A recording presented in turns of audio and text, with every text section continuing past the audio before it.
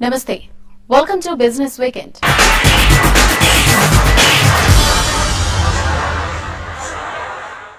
Hyderabadi software company Pega Systems విస్తరణపై దృష్టి సారించింది. గతేడాది DLF నుంచి రహేజా మైండ్ స్పేస్ కి షిఫ్ట్ అయిన ఈ కంపెనీ మరో అంతస్తులోనూ ఇటీవలే కార్యకలాపాలు ప్రారంభించింది. పెగా సిస్టమ్స్ ఇండియా ప్రస్థానం, భవిష్యత్తు కార్యాచరణపై సంస్థ మేనేజింగ్ డైరెక్టర్ సుమన్ రెడ్డి ఏమంటున్నారో ఇప్పుడు ఒకసారి చూద్దాం.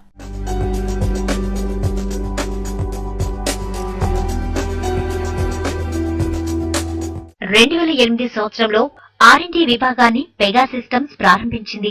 ఇంజనీరింగ్ సర్వీసులు, సొల్యూషన్స్ డెవలప్మెంట్, కస్టమర్ సపోర్ట్ వంటి కార్యక్రమాల్లో ఇక్కడి కేంద్రం కీలకంగా వ్యవహరించింది. ప్రారంభంలోనే 100 మందికి ఉద్యోగావకాశాలు కల్పించి రెసిషన్ టైంలోనూ చక్కని ఫలితాలు రాబట్టగలిగామని, కేవలం 2 ఏళ్లలో ఉద్యోగుల సంఖ్య 550కి చేర్చామని పెగా సిస్టమ్స్ ఎండి సుమన్ రెడ్డి అంటున్నారు. Primary objective ఇండియాకి రావడానికి ఏంటంటే we wanted to really invest in the R&D capabilities of our company. So we wanted to hire the best of the what India has to offer and be able to produce the world's best software అన్నమాట.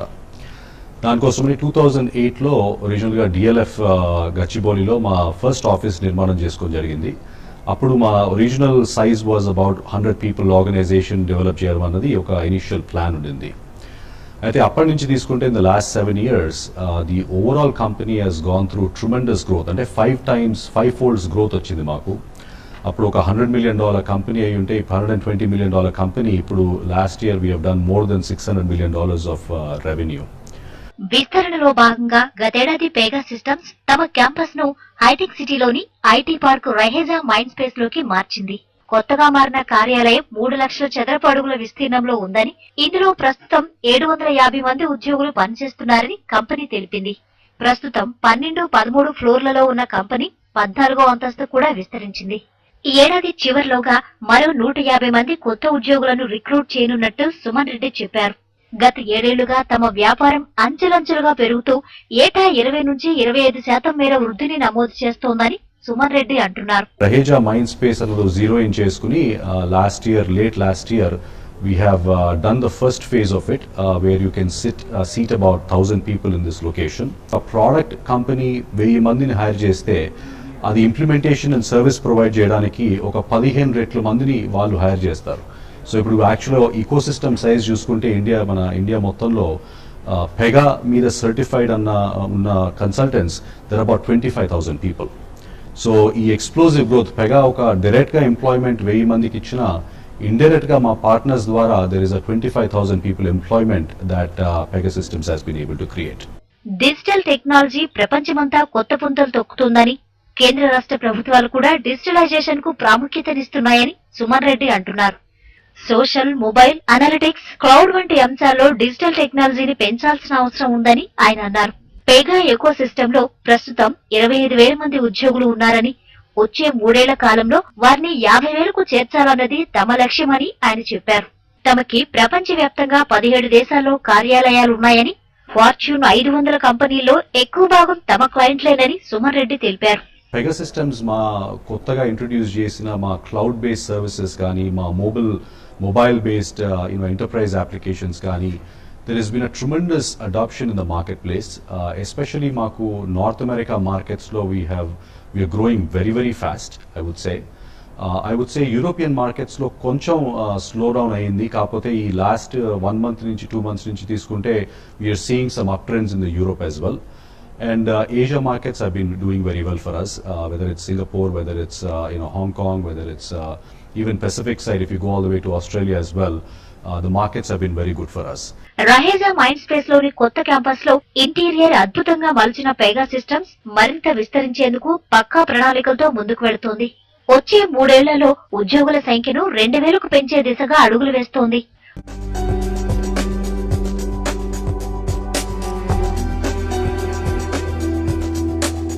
హైదరాబాద్ కేంద్రంగా 2 దశాబ్దాలుగా IT సేవలను అందిస్తోన్న Cambridge technology enterprises విస్తరణ ప్రణాళికలపై దృష్టి పెట్టింది.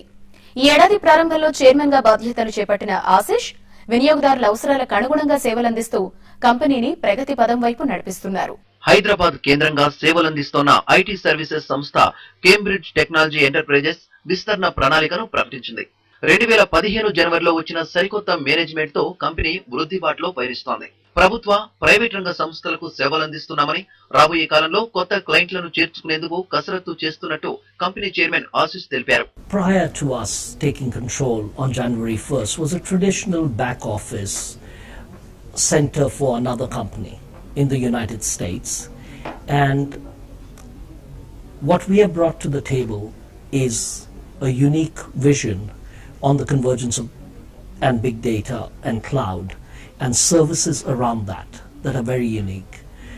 We have worked selectively with a few Fortune Global 500 companies with whom we are rolling out these new solutions, and the initial sales process has been very successful. We also test marketing for the first time an India-based business, which is to bring the best practices that we have overseas to India and bringing the fresh technologies to India and see how the market responds to that as well. And if we can showcase with the clients in India, we want to then build it out globally as well. Big data, cloud, mobility services, applications, business process management లో వస్తున్న అవకాశాలను అందిపుచ్చుకుంటామని, వచ్చే 5 ఏళ్లలో 1000 మంది కొత్త ఉద్యోగులను recruit చేసుకుంటామని Cambridge technology enterprises తెలిపింది. As a company, we are going to invest and we are committing a very large part of our profits and revenues to skill development. Where we are investing the most is in our competency center. We've committed an initial $1 million. We are going to commit an additional $1 million to that. And we would like to grow to a strength of more than 1,000 people. That strength will be divided in Hyderabad, which will be our dominant office in India, followed by Bangalore. And we have aggressive hiring plans in the United States as well. అతి తక్కువ నిర్వహణ వ్యయంతో IT అవసరాలన్నీ తీర్చుకునే వెసులుబాటును కల్పిస్తున్నామని big data, mobility, health, IT, cloud, computing, cyber security solutions ను తమ సంస్థ అందిస్తుందని ఆశిష్ చెప్పారు. Today our revenues of the company when we took over approximately 5 million, which obviously in Q1 we grew at approximately 100% and profitability by 150%. We believe a company in this space, given the infrastructure required, given the management skills required and senior architects, etc., has to be somewhere between a $20 to a $30 million company in revenues for it to be optimal in scale. Otherwise, the economies of scale are not there, right? Your competency centers, your R&D, etc., have to be amortized over a wider revenue base. We are cash flow positive. We are highly profitable, and the profitability as we get economies of scale will improve. So our internal cash flow is sustaining our internal growth today.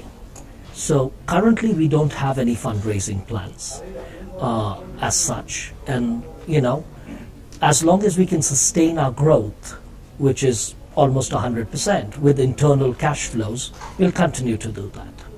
వచ్చే 5 ఏళ్లలో తమ company పనితీరును మరింత మెరుగుపరుస్తామని, దీనికోసం ఇప్పటికే కసరత్తు ప్రారంభించినట్టు Cambridge technology enterprises తెలిపింది. Sanitary ware company HSIL European leading brand Atlantic co brand గా కొత్త కన్స్యూమర్ ప్రొడక్ట్స్ ని హైదరాబాద్ మార్కెట్లోకి విడుదల చేసింది. 1 లీటర్ నుంచి 100 లీటర్ల సామర్థ్యం గల హింద్వేర్ అట్లాంటిక్ వాటర్ హీటర్ల సిరీస్ ను మార్కెట్లోకి లాంచ్ చేసింది. 25 లీటర్ల లోపు సామర్థ్యం గల హీటర్స్ 4,000 రూపాయల నుంచి 12,000 రూపాయల ధరల శ్రేణిలో అందుబాటులో ఉన్నాయని కంపెనీ వెల్లడించింది. ఈ హీటర్స్ అమ్మకాల కోసం రీటైల్ మార్కెట్ తో పాటు ఈ-కామర్స్ సైట్ స్నాప్డీల్ తో ఒప్పందం కుదుర్చుకుందని కంపెనీ జేఎండీ సందీప్ సోమని తెలిపారు. So today we are launching our Hindware Atlantic brand of water geysers, heaters.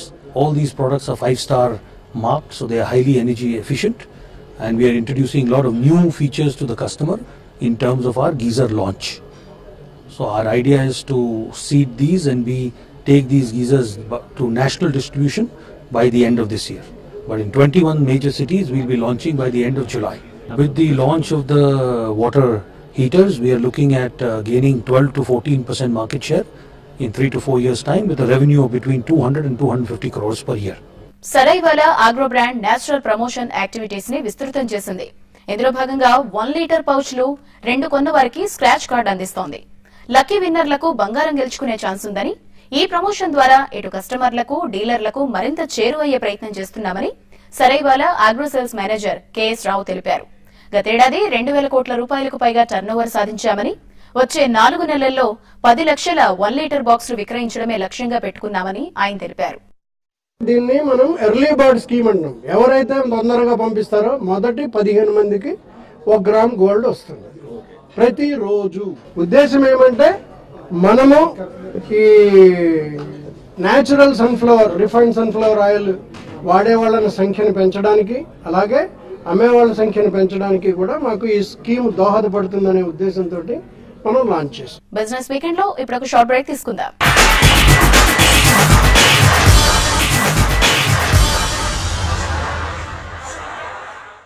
Welcome back to Business Weekend.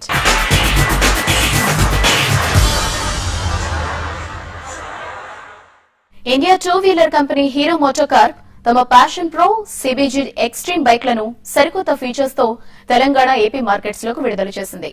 Stylish star Allu Arjun ను బ్రాండ్ అంబాసిడర్ గా ప్రకటిస్తూ ఈ 2 బైక్లను ఆయన చేతుల మీదుగా కంపెనీ లాంచ్ చేసింది.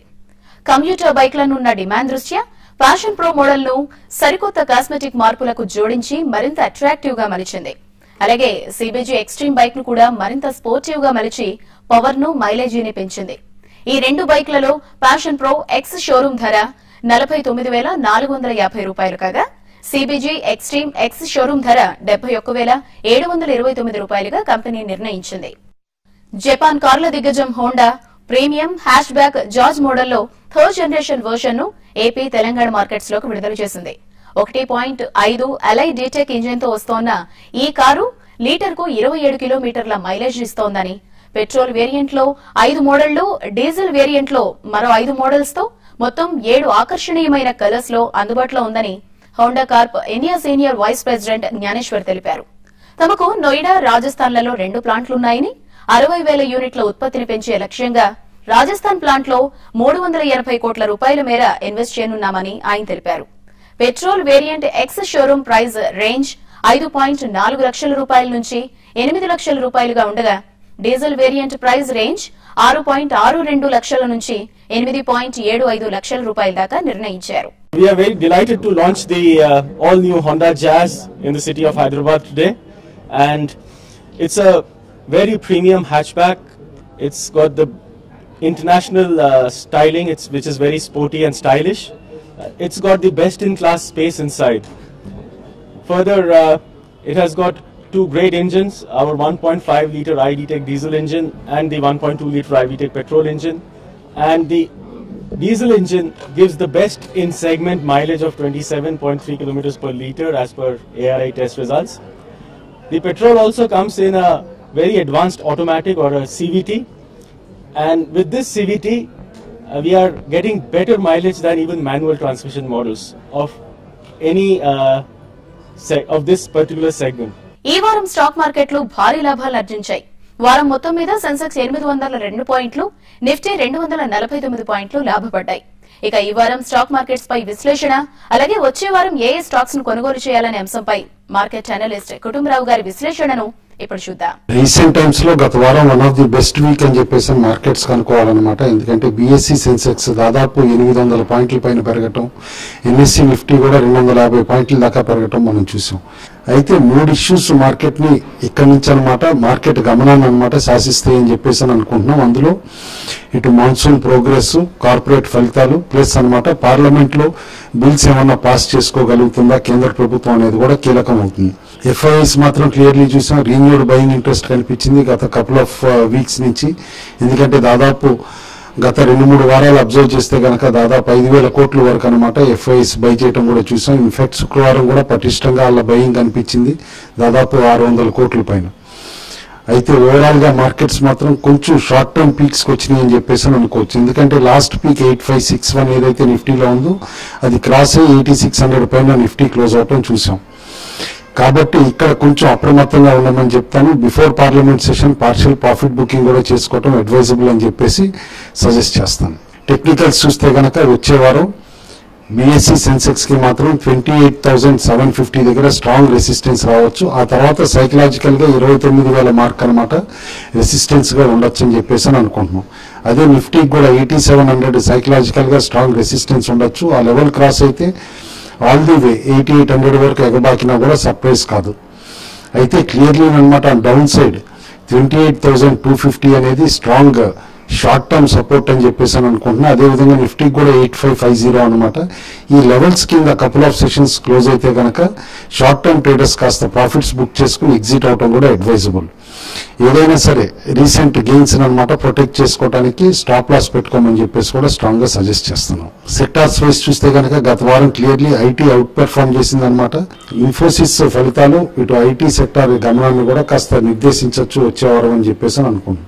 అలాంగ్ విత్ ఐటీ స్టాక్స్ అనమాట FMCG, power stocks and oil and gas space లో కూడా మంచి బయింగ్ ఇంట్రెస్ట్ కనిపించింది గత వారం. ఓవరాల్ గా మాత్రం దాదాపు అన్ని సెక్టార్స్ గెయిన్స్ లాక్ చేసినా కూడా కొంచెం మైల్డ్ వీక్నెస్ సెలెక్టివ్ గా అక్కడక్కడ బ్యాంక్ స్టాక్స్ లో కూడా కొంచెం కనిపించడం మనం చూసాం. బై ఆన్ డిక్లైన్స్ కొన్ని స్టాక్స్ సజెస్ట్ చేస్తున్నాం అనమాట. ఆ stocks Ambuja cements, BPCL, Cipla, doctor Reddy labs, BHEL, LNT, IndusInd bank, Infosys, Wipro, Maruti Suzuki. అదే కొన్ని స్టాక్స్ లో వీక్నెస్ కనిపిస్తుంది. ఇంకా మెటల్ స్టాక్స్ ఏనమాట ఎక్కువగా Vedanta, Cairn India, JSPL, Titan, Tata steel, Tata motors, ONGC, Shriram transport. ఈ స్టాక్స్ ని బల్జెస్ లో షార్ట్స్ అటెంప్ట్ చేయొచ్చు అని చెప్పేసి సజెస్ట్ చేస్తున్నాం. స్పెసిఫిక్ స్టాక్స్ వస్తే గనక 2 స్టాక్స్ రికమెండ్ చేస్తున్నాం. అందులో first stock Kanoria chemicals and industries limited అనమాట. ఈ కంపెనీ ఇటు కెమికల్ ఇంటర్మీడియట్స్ తయారు చేసే కంపెనీ ప్లస్ ఇలా సబ్సిడరీ ఆటో కాంపోనెంట్స్ కూడా చేస్తుంది అనమాట. అయితే కెమికల్స్ లో ఎసిటాల్డిహైడ్, ఇటు సోడియం ఫార్మేట్ ఇలాంటి కెమికల్స్ అన్నింటిలో ఈ కంపెనీకి మంచి లీడర్షిప్ ఉంది. ఆర్గానిక్ ఫెర్టిలైజర్స్ కూడా చేస్తుంది ఈ కంపెనీ అనమాట.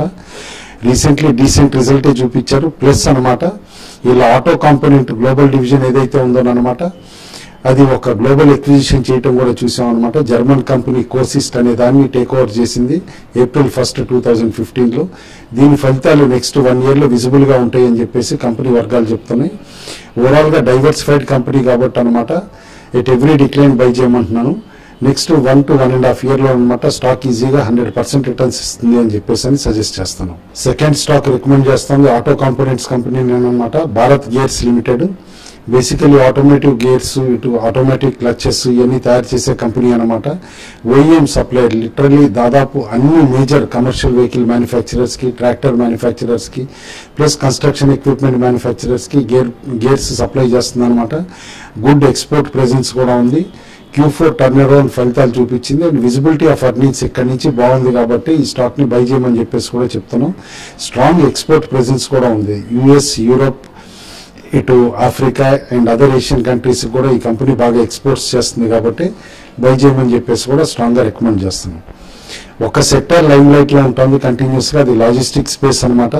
ఈ లాజిస్టిక్ స్పేస్ లో రీసెంట్లీ లిస్టెడ్ విఆర్ఎల్ లాజిస్టిక్స్ పైన కూడా కాన్సన్ట్రేట్ చేయమంటున్నా. స్టాక్ 500 రూపీస్ దాకా టచ్ కావచ్చు.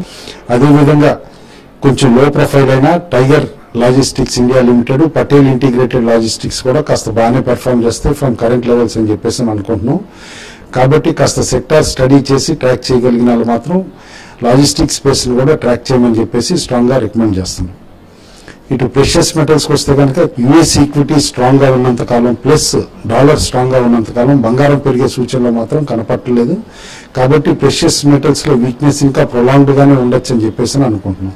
అయితే బేస్ మెటల్స్ మాత్రం గత వారం కొంచెం తేరుకున్నాయని చెప్పేసి అనుకోవచ్చు. ఎందుకంటే చైనీస్ మ్యాక్రో ఎకనామిక్ నెంబర్స్ కొంచెం బెటర్ గా ఉండటంతో అనమాట except copper, zinc and other base metals అనమాట ఇంప్రూవ్మెంట్ కూడా కనిపించింది.